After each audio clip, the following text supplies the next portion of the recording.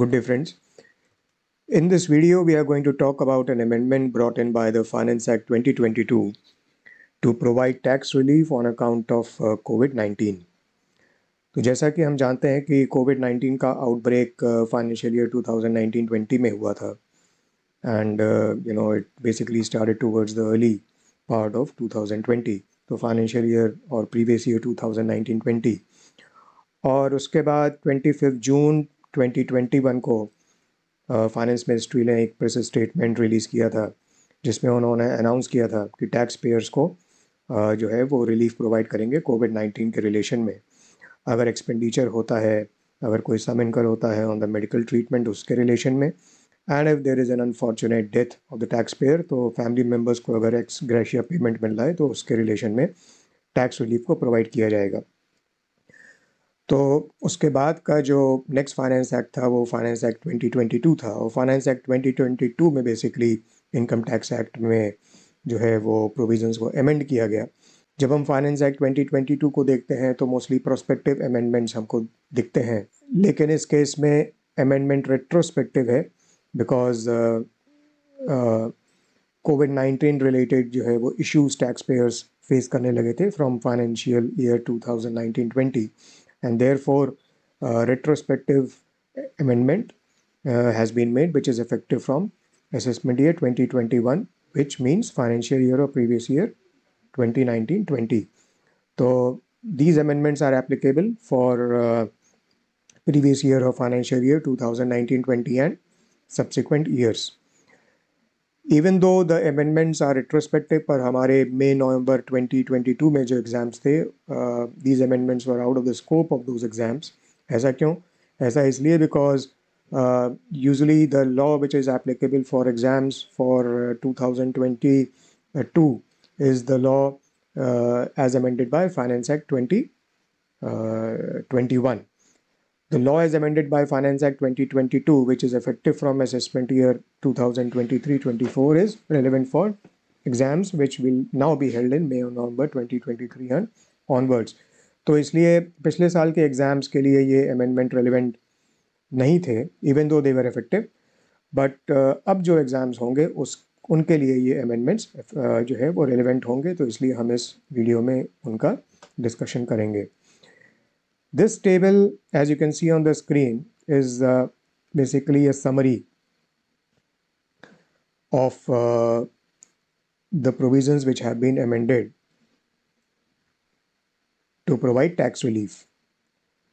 एक बार हम partially इस table को देखेंगे, then we will move towards understanding what are the amendments and their implications, and then after some time we will again come back to view this table.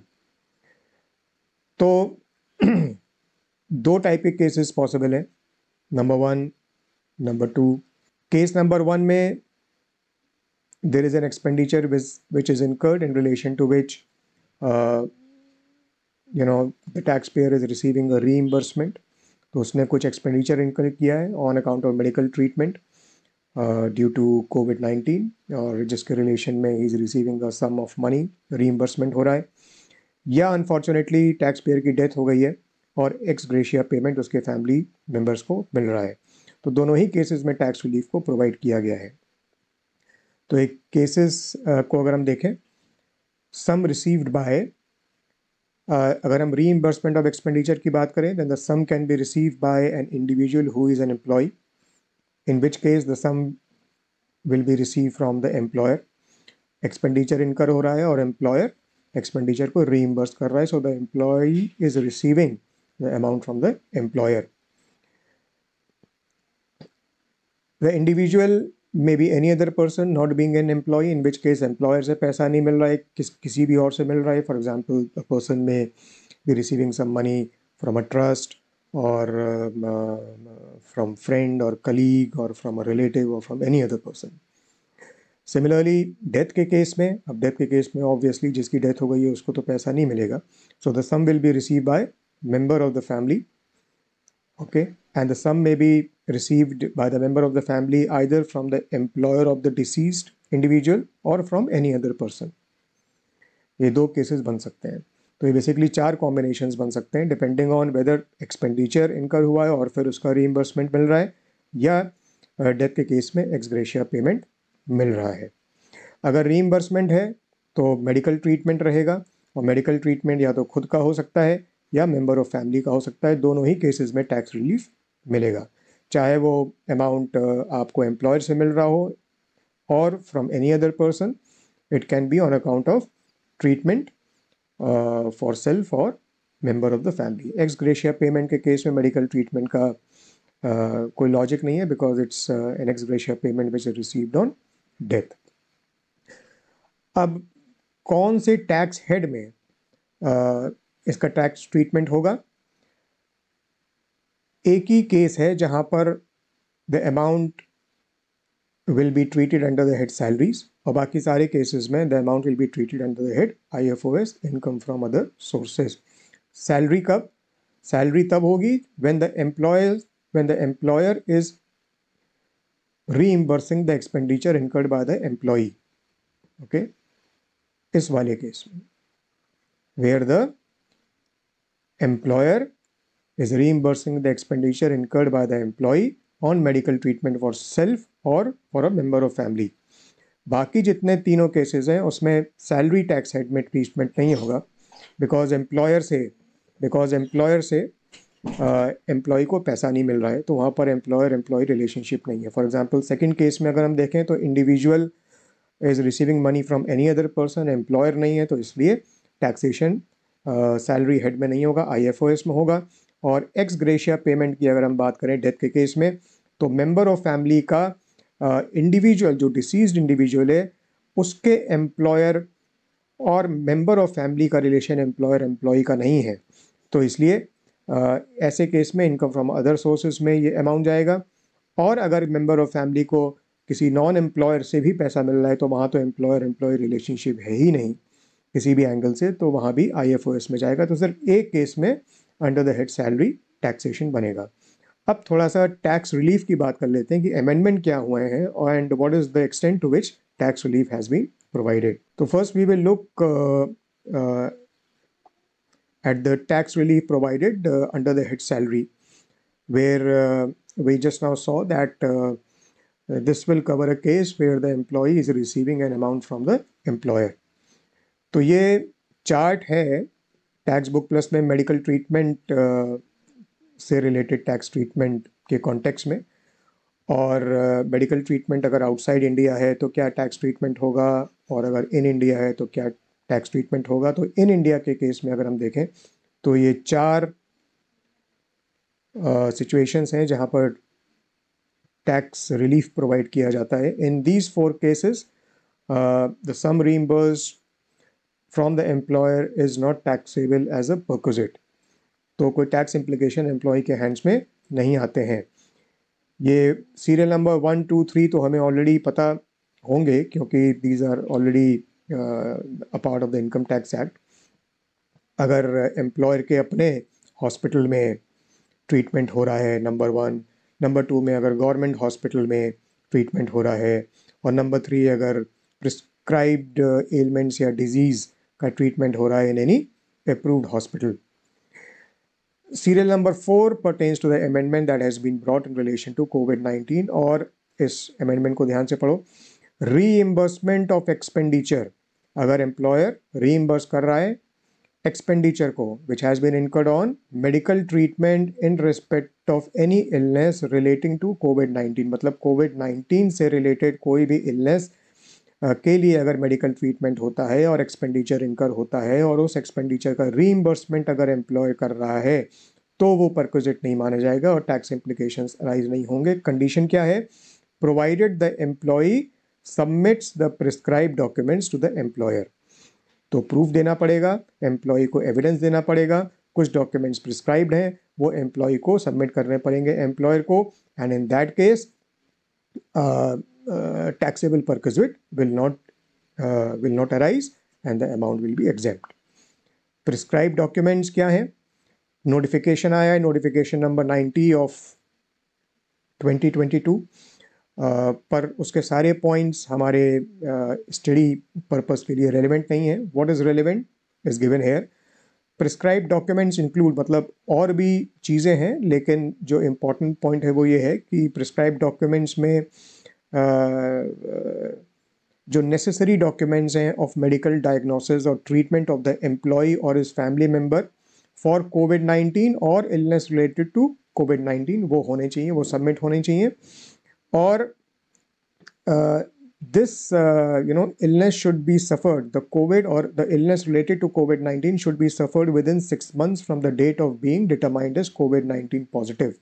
तो covid-19 positive जिस date को हम declare हो रहे हैं उससे 6 महीने के अंदर अंदर जो इलनेस है या जो एलिमेंट है वो होना चाहिए, क्योंकि there is a time window. ऐसा नहीं कि कोविड-19 आपको आज हो रहा है और 1-2 साल बाद आप किसी चीज़ का ट्रीटमेंट करा रहे हैं and then you are claiming कि ये तो उससे लिंक्ड है, उससे रिलेटेड है और हमको टैक्स रिलीफ दिया जाए, नहीं। So that's why to prevent misuse एक 6 महीने की टाइम विंडो को लगा दिया गया है। तो प्रिस्क्राइब डॉक्यूमेंट सबमिट करने पर ये टैक्स इम्प्लीकेशन अराइज नहीं होंगे और परक्विजिट नहीं माना जाएगा। So this is reimbursement of expenditure on medical treatment in respect of any illness related to COVID-19 provided the employer submits the prescribed documents to the employer। अगर question में ऐसा कुछ आता है तो इसको टैक्सेबल हमको नहीं बनाना है। तो ये सेल्फ और फैमिली मेंबर दोनों ही इसमें कवर्ड हैं, और जैसा कि हम जानते हैं कि फैमिली मेंबर्स की डेफिनेशन क्या है, it is basically the same as that for LTC. LTC में जो फैमिली की डेफिनेशन होती है वही मेडिकल ट्रीटमेंट के लिए एप्लीकेबल है। और मेंबर ऑफ फैमिली कौन होता है? For this purpose family means या तो स्पाउस, चिल्ड्रेन या फिर parents, brothers and sisters provided they are wholly और mainly dependent on the employee. अगर डिपेंडेंट नहीं है तो फैमिली का पार्ट नहीं बनेंगे, और अगर कुछ रीइंबर्समेंट हो रहा है इन लोगों के रिलेशन में तो वो टैक्सेबल रहेगा, वो एग्जेम्प्ट नहीं होगा। एग्जेम्प्ट तभी माना जाएगा when these people are considered as member of the family, and that will happen only when these parents, brothers and sisters are wholly or mainly dependent on the employee. Spouse in general may be dependent, may not be dependent, it doesn't matter, they are considered by default as member of the family of the employee। Reimbursement of COVID-19 related expenditure by the employer is covered under the head salaries and is exempt as referred above।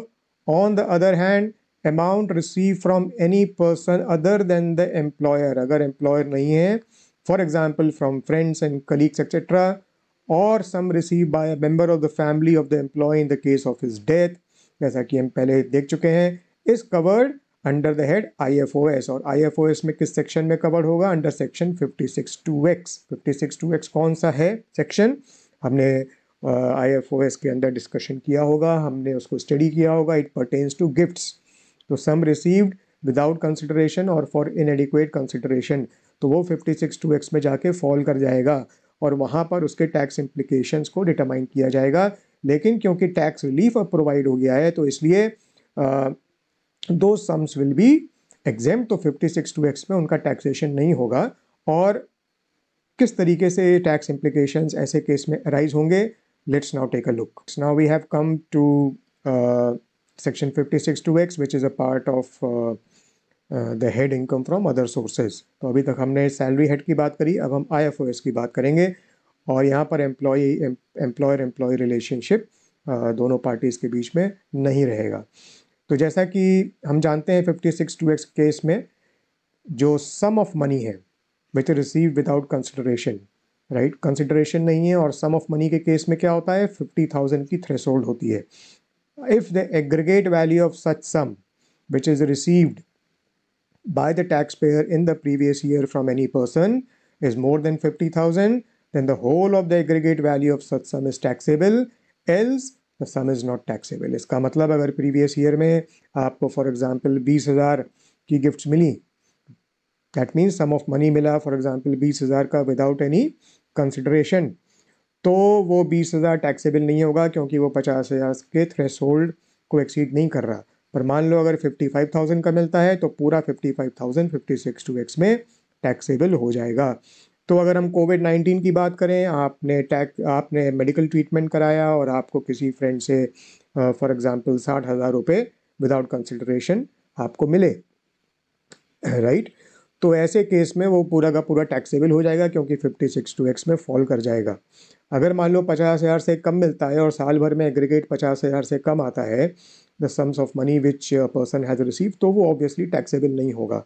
लेकिन threshold exceed करने पर वो taxable हो जाएगा। और ऐसे cases के लिए अभी इनकम टैक्स एक्ट में जो अमेंडमेंट आया है, it provides the tax relief in relation to such cases. 56(2)(x) को पढ़ते समय हमने ये भी देखा होगा कि there are several situations in which 56(2)(x) is not applicable, right? 56(2)(x) is not applicable to any sum of money or any property received in the following cases.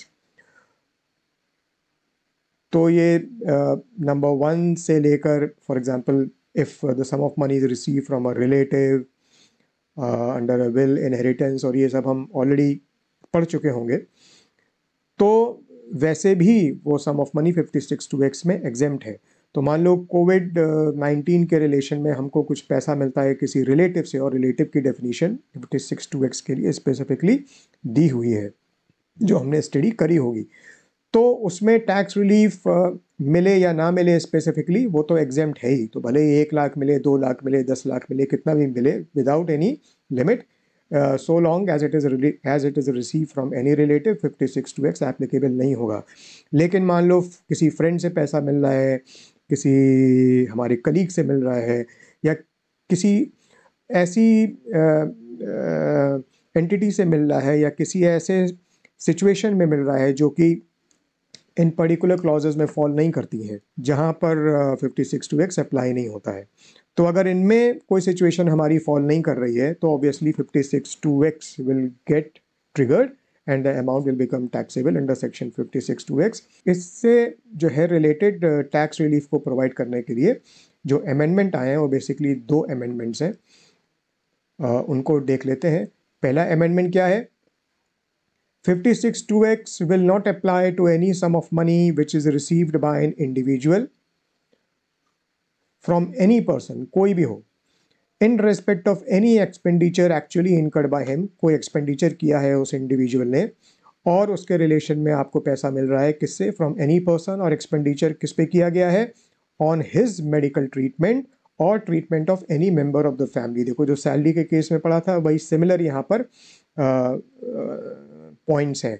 तो या तो सेल्फ के केस में मेडिकल ट्रीटमेंट किया गया है, या treatment of any member of his family for any illness related to कोविड-19। तो अगर किसी से पैसा इस रिलेशन में मिलता है, तो वो 56(2)(x) में कवर्ड नहीं होगा, वो एग्जेम्प्ट होगा।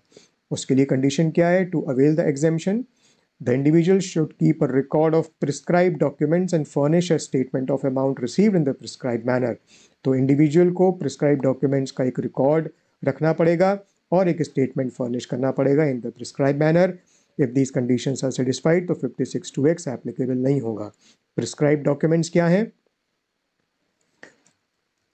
जैसा सैलरी में पढ़ा था, this is similar to that, और जिसमें प्रिस्क्राइब डॉक्यूमेंट्स हैं, they include all necessary documents of medical diagnosis और ट्रीटमेंट ऑफ द इंडिविजुअल और फैमिली मेंबर ड्यू टू कोविड-19 और इलनेस रिलेटेड टू कोविड-19, और वही टाइम पीरियड है, suffered within 6 months from the date of being determined as a कोविड-19 positive.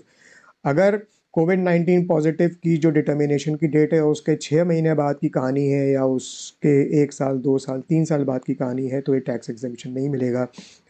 इसलिए टाइम विंडो को प्रोवाइड किया गया है।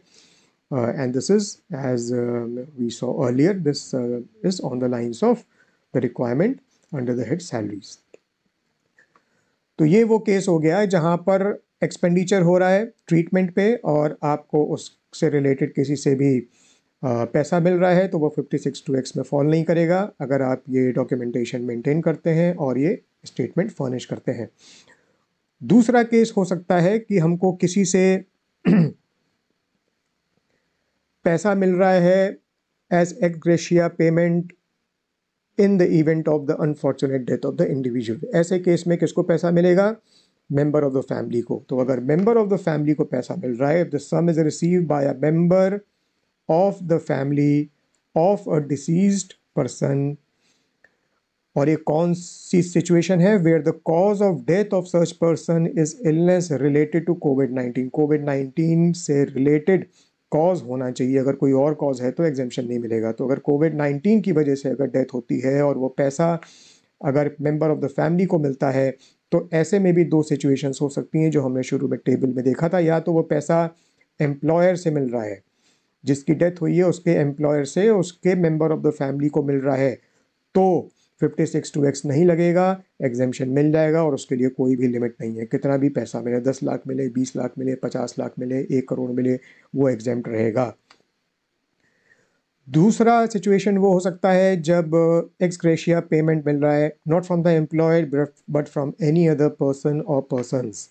ऐसे केस में एक मिसयूज को कंट्रोल करने के लिए एक 10 लाख की लिमिट जो है लगा दी गई है। तो टू द एक्सटेंड द सम और the aggregate of such sums is not greater than 10 lakh. अगर मान लो 10 लाख रुपए मिल रहे हैं तो पूरा का पूरा एग्जेम्प्ट हो जाएगा। 5 लाख मिले हैं तो पूरा का पूरा एग्जेम्प्ट हो जाएगा। 11 लाख मिले हैं तो 10 लाख एग्जेम्प्ट हो जाएंगे। 1 लाख टैक्सेबल हो जाएंगे 56(2)(x में। तो यहाँ पर एग्जेम्पशन जो है रिस्ट्रिक्ट किया गया है 10 लाख तक। तो अगर एक्स ग्रेशिया पेमेंट मिल रहा है डेथ के केस में मेंबर ऑफ द फैमिली को, अगर एम्प्लॉयर से मिल रहा है of the person who has died, then there is no limit. अगर किसी और पर्सन से मिल रहा है तो 10 लाख तक का एग्जेम्पशन मिलेगा। The limit is 10 lakh. और इसमें भी कंडीशंस हैं, इसमें बेसिकली कुछ एडिशनल कंडीशंस हैं मिसयूज को कंट्रोल करने के लिए। पहली कंडीशन है कि death of the individual should be within 6 months from the date of testing positive. Right, indefinite time limit provide नहीं करी जा सकती, इसलिए 6 months की यहाँ पर टाइम विंडो लगा दी गई है। तो death should be within 6 months from the date of testing positive और from the date of being clinically determined as कोविड-19 केस। और जो फैमिली मेंबर है जिनको पैसा मिल रहा है, that member should keep a record of prescribe documents and furnish a statement. तो जैसा हमने ऊपर देखा इंडिविजुअल को प्रिस्क्राइब डॉक्यूमेंटेशन मेंटेन करना है और स्टेटमेंट फर्निश करना है, वैसे यहाँ फैमिली मेंबर को प्रिस्क्राइब डॉक्यूमेंटेशन मेंटेन करना है और स्टेटमेंट फर्निश करना है। और तीसरी कंडीशन ये है कि जो पेमेंट जो मिलना चाहिए वो 12 महीने के अंदर मिल जाना चाहिए, 1 साल के अंदर। Payment should be receive within 12 months from the date of death. तो यहाँ भी इनडेफिनेट टाइम लिमिट को प्रोवाइड नहीं किया जा सकता, इसलिए यहाँ पर 12 months की टाइम विंडो लगाई गई है। डेथ के लिए 6 months की विंडो है और from the date of testing positive और रिसीट ऑफ पेमेंट के लिए 1 year की 12 months की टाइम विंडो है from the date of death of such persons. अगर ये सारी कंडीशन सेटिस्फाई होती हैं तो एम्प्लॉयर से अगर पैसा मिल रहा है तो कोई एग्जेम्पशन की लिमिट नहीं है और किसी और पर्सन से मिल रहा है तो 10 लाख की एग्जेम्पशन की लिमिट है। यहाँ पर अगर हम फैमिली मेंबर की बात करें तो it is the same as we saw in the case of salary.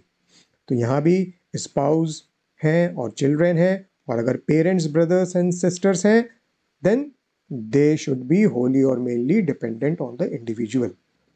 कुछ पॉइंट्स देख लेते हैं।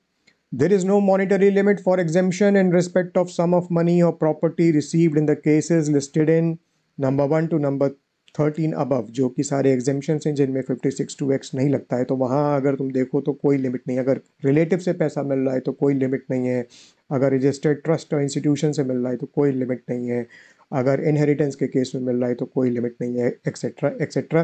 तो जितने भी ये 1 से 13 तक क्लॉजेज हैं जिनमें 56(2)(x नहीं लगता है, उसमें बेसिकली एग्जेम्पशन की कोई लिमिट नहीं है। एक ही केस में लिमिट है और वो 10 लाख की लिमिट है जो हम ऊपर देख चुके हैं। And that is the case where the sum is receive by the family member of the deceased person from a person who is not the employer of the deceased person. ऐसे case में 10 लाख की limit है, ये याद रखने की ज़रूरत है। ये हम ऑलरेडी सैलरी में देख चुके हैं और ये ध्यान रखने की ज़रूरत है कि अगर एम्प्लॉयर से रीइंबर्समेंट मिल रहा है to the employee of expenditure on medical treatment of self और फैमिली मेंबर, तो वो सैलरी हेड में जाएगा और वो एग्जेम्प्ट रहेगा। बाकी जो केसेस हैं वो 56(2)(x में under the head IFOS covered रहेंगे। मेंबर ऑफ फैमिली में जैसा हम डिस्कस ऑलरेडी कर चुके हैं, it does not include parents, brothers and sisters who are not dependent। तो ऐसे केसेस में एग्जेम्पशन नहीं मिलेगा। The exemption is not available if such persons receive any sum from the employer or any other person on the death of the individual due to COVID related illness। तो अगर x gratia मिलता है member of the family को जो कि dependent नहीं है disease individual से, तो वो उस इंडिविजुअल का मेंबर ऑफ द फैमिली ही नहीं माना जाएगा एज पर द डेफिनेशन। तो ऐसे केस में मेंबर ऑफ फैमिली को जो पैसा मिलेगा वो एग्जेम्प्ट नहीं रहेगा, वो टैक्सेबल रहेगा। Now coming back to the table, ये टेबल हमने शुरू में देखी थी, एक बार फिर से देख लेते हैं। सो टू समराइज, दो सिचुएशंस पॉसिबल है। First situation reimbursement of expenditure, second situation ex gratia payment on death। reimbursement of expenditure के केस में where the sum is received by an individual, मतलब the employee from the employer for the medical treatment of self or member of the family, तो वो salary head में उसका tax treatment होगा, लेकिन it will not be a taxable perquisite और exemption की कोई लिमिट नहीं है। दूसरी सिचुएशन में रीइंबर्समेंट ऑफ एक्सपेंडिचर है where the sum is received by an individual, employment का केस नहीं है, so sum is received from any other person for the medical treatment of self or member of the family। ऐसे case में tax treatment IFOS head के अंदर होगा और 56(2)(x) में एग्जेम्पशन मिलेगा, it will not be taxable और ऐसे केस में भी कोई लिमिट नहीं है। केस नंबर 2 है एक्स ग्रेशिया पेमेंट हो रहा है on death of the individual, तो पैसा मिल रहा है मेंबर ऑफ द फैमिली को। If the member of the family is receiving the sum from the employer of the deceased, तो ऐसे केस में टैक्स हेड होगा इनकम फ्रॉम अदर सोर्सेज और amount will not be taxable and there is no limit. Last situation हो सकती है where ex gratia payment on death is being receive by the member of the family from any other person, employer नहीं है, और ऐसे case में IFOS के under tax treatment होगा। The sum will not be taxable, but there is a limit. The sum will not be taxable to the extent of 10 lakh rupees। दो तीन examples देख लेते हैं बेटर क्लियरिटी के लिए। Determine the taxability of the following perquisite in respect of medical facilities received by Mr. Ganesh from his employer। तो employ को employer से मिल रहे हैं, तो टैक्सेशन होगा अंडर द हेड सैलरीज, और इसमें कई सारे पॉइंट्स हैं, लेकिन एक पॉइंट है नंबर 5, वो देख लेते हैं उसमें क्या होगा। कोविड-19 से रिलेटेड है ये।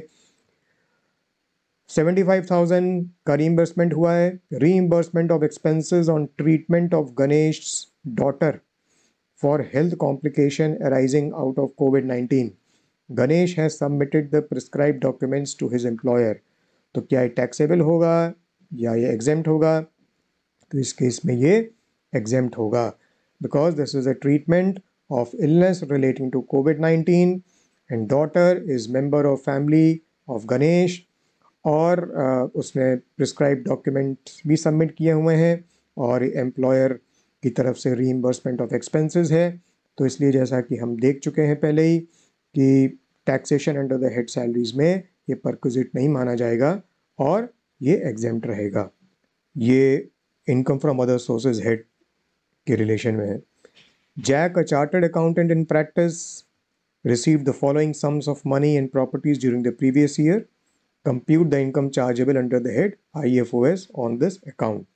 यहाँ पर कई सारे आइटम्स हैं, लेकिन कोविड-19 से रिलेटेड जो हमको डिस्कशन करना है वो आइटम 7 and 8 है, जिसमें he has received rupees 60,000 from a colleague and received rupees 11 lakh on the death of his brother।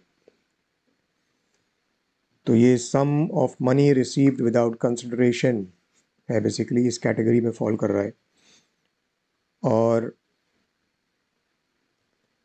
Number 7 point अगर हम देखें, received rupees 60,000 from a colleague in respect of expenditure incurred on medical treatment of father who is dependent on Jack for health complications arising out of COVID-19, suffered within 6 months of being diagnosed COVID-19 positive। अब इस case में exemption की सारी condition satisfy हो रही हैं। वैसे अगर ये एग्जेम्पशन प्रोविज़न ना होता तो ये एग्जेम्प्ट ना होता, ये टैक्सेबल होता 56(2)(x) में, क्योंकि एक तो this amount is being receive from a colleague जो रिलेटिव नहीं है और भी कोई एग्जिस्टिंग स्पेसिफिक एग्जेम्पशन में फॉल नहीं कर रहा है केस। दूसरा, ये 60,000 का अमाउंट है जो कि जो एनुअल थ्रेशोल्ड 50,000 है उससे एक्सीड कर रहा है sum of money receive without consideration, तो पूरा 60,000 टैक्सेबल हो जाता।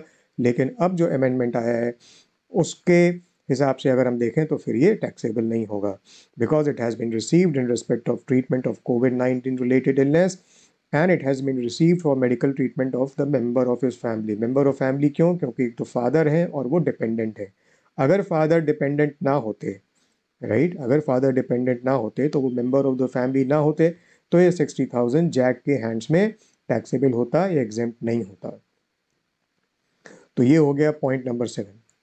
पॉइंट नंबर 8 में क्या कह रहे हैं? Jack receive ₹11 lakh on the death of brother and the brother was dependent on Jack, and the death was due to COVID-19 related complications.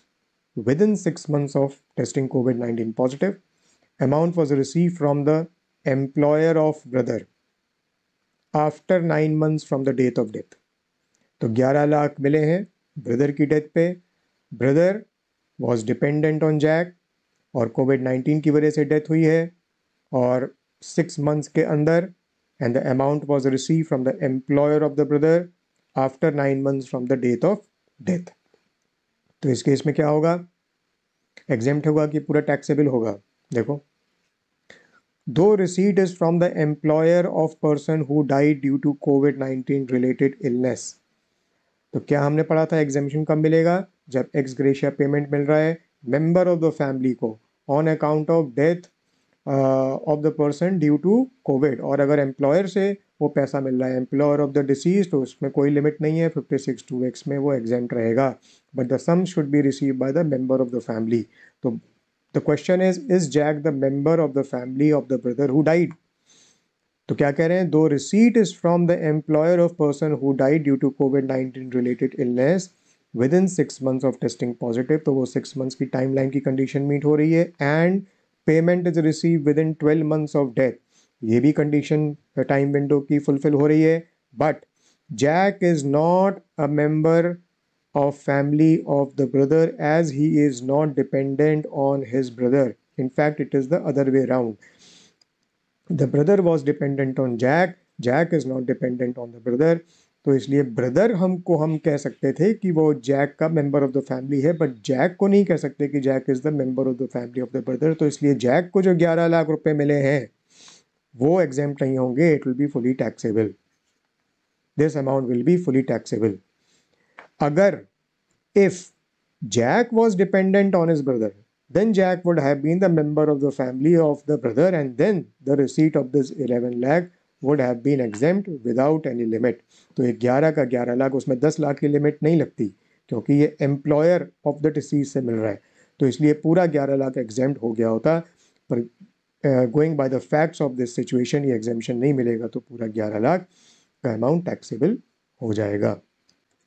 So I hope कि हमने जो इलस्ट्रेशंस एग्जांपल्स देखे उससे एक बेटर क्लियरिटी आ गई है, and you are now clear as far as the impact of these amendments are concern. और अभी क्योंकि 2023 में ये पहले एग्ज़ाम्स होंगे जिसमें ये अमेंडमेंट एप्लीकेबल होगा, तो लाइकलीहुड है कि इससे रिलेटेड कोई क्वेश्चन आ जाए, and I am hopeful that since you are now clear you will be able to easily attempt those questions and give the right and the correct answer to those questions. So all the best to you. Good day.